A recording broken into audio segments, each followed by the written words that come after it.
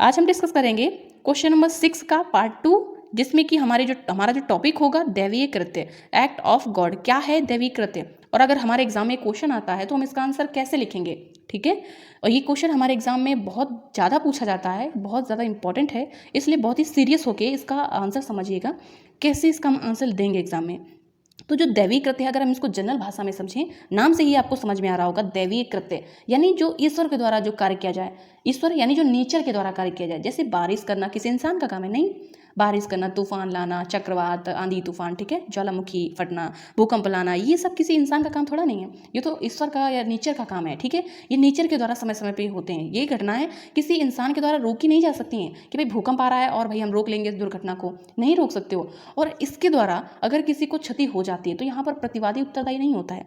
अब यहाँ पर सोचोगी कि दैवीय कृत्य के द्वारा घटना हो रही है यहाँ पे, लेकिन प्रतिवादी कैसे आ जाएगा। सपोज आपकी गलती की वजह से, जैसे कई केसेस में ऐसा हुआ है कि एक जैसे कि दीवार खड़ी है, ठीक है, आपकी दीवार है और बहुत ज़्यादा बारिश होती है, बहुत ज़्यादा बारिश होती है, जिसकी वजह से आपकी दीवार गिर जाती है। और उधर साइड या उस दीवार के उस साइड दूसरी तरफ अगर कोई बैठा हो या कोई वादी बैठा हो, बहुत केसेस में तो व्यक्ति की मृत्यु भी हो गई है। तो यहाँ पर जो प्रतिवादी है उसको ये बचाव दिया जाता है कि ये जो दीवार गिरी है ये इस वजह से गिरी है क्योंकि बहुत ज़्यादा बारिश हुई और इस बारिश की वजह से ही ये दीवार गिरी है। तो यहाँ पर प्रतिवादी को बचाव प्राप्त हो जाता है। ठीक है, तो सेम इसी तरह का आज हम डिस्कस करेंगे, 2-3 और केसेस देखेंगे। ठीक है, कि भाई क्या है दैवीय कृत्य और प्रतिवादी जो होता है उसको बचाव कैसे प्राप्त होता है और कब उसको बचाव प्राप्त नहीं होगा। ठीक है, तो अब आगे इसका हम आंसर देखते हैं कि पहले देखेंगे कि दैवीय कृत्य जो है एक उचित प्रतिरक्षा है। किसको ये प्रतिरक्षा प्राप्त है, ये बचाव प्राप्त है प्रतिवादी को। ठीक है, जिसके खिलाफ केस लाया जाता है कोर्ट में, वो होता है हमारा प्रतिवादी।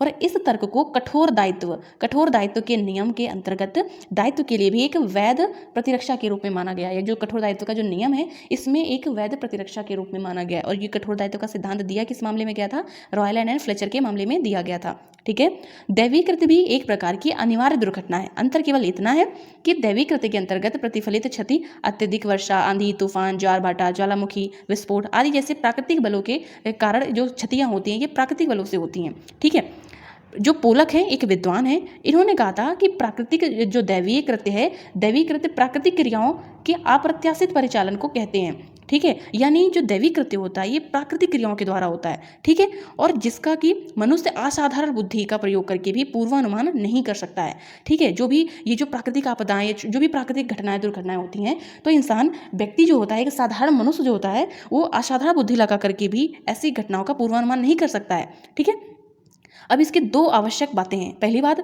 कि जो हम किस दुर्घटना को दैवीय कृत्य बोलेंगे, इसके लिए 2 बातें होना ज़्यादा जरूरी है। पहली बात जो है कि ये जो आपकी प्राकृतिक ये जो घटना है, प्राकृतिक बल इसमें अवश्य ही कार्य कर रहा हो। ठीक है, यानी ये घटना प्रकृति के द्वारा की गई हो, प्राकृतिक बलों के द्वारा ऐसी घटना हुई होनी चाहिए। और जो दूसरा है कि ये घटना असाधारण हो, साधारण घटना नहीं होनी चाहिए, क्योंकि अगर साधारण वर्षा हो रही है तो इसमें ये कोई बचाव नहीं है और इसमें अगर किसी को क्षति, पहली बात तो होनी नहीं चाहिए। साधारण घटना से किसी को क्षति नहीं होती है।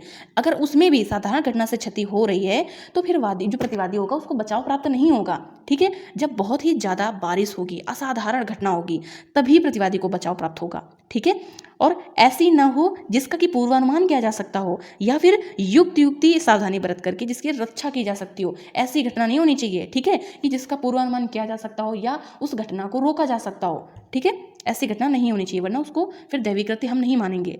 अब दूसरा जो है, इसके अब इन पॉइंटों को हम दोनों को डिस्कस कर लेते हैं। ठीक है, क्योंकि अगर हमारा शॉर्ट क्वेश्चन आ जाएगा, 4 नंबर का आएगा, तब तो हम जितना हम लोगों ने अभी ऊपर देखा पेज में उतना लिख देंगे और इसमें बहुत ज़्यादा होगा, थोड़ा सा केस हिंट लिख देंगे कि इस केस में इसको दैवीय कृत्य माना गया। ठीक है, लेकिन बहुत ज़्यादा नहीं लिखना है।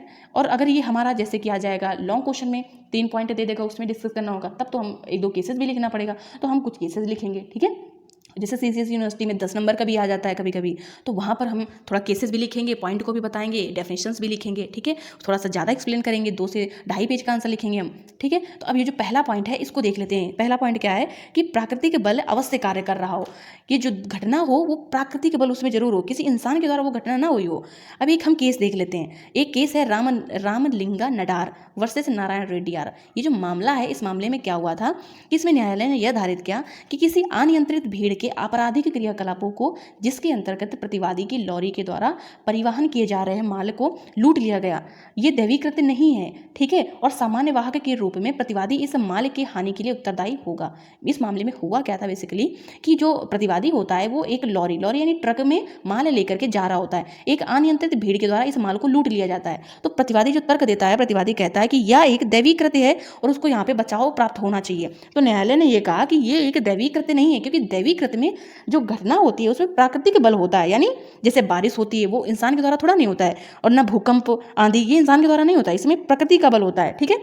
उसी तरह से जो हमारा नेक्स्ट पॉइंट है या नेक्स्ट कह सकते हो केस है, नेक्स्ट केस है निकोल्स वर्सेस मार्शलैंड। इसमें निकोलस लिखा है लेकिन निकोल्स वर्सेस मार्शलैंड का है।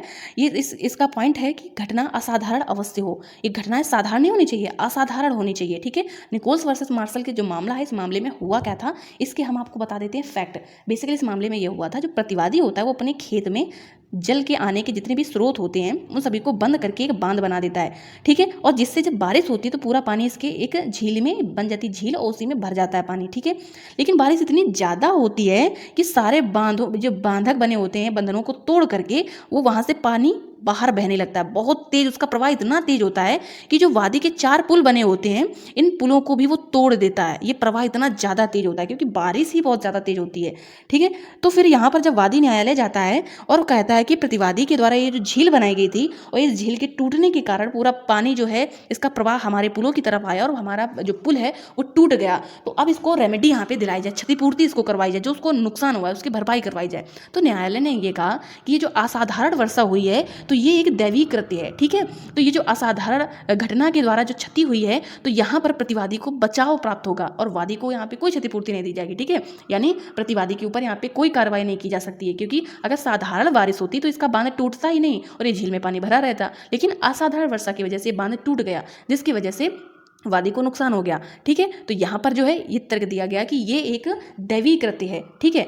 और इसी तरह से आप लोगों ने समझ लिया कि दैवीय कृत्य किसे कहते हैं और कौन सी 2 बातें होनी चाहिए। पहली है कि प्राकृतिक बलों का कार्य होना चाहिए, दूसरा है कि घटना जो है वो असाधारण अवश्य हो, ठीक है। इसी को बोला जाएगा दैवीय कृत्य। बहुत ही ज़्यादा इंपॉर्टेंट क्वेश्चन है, अभी भी कुछ छूट गया होगा तो पीछे रिमाइंड करके एक 2 बार जरूर देख लीजिएगा और याद हो जाएगा, ठीक है। Thank you so much for watching this video.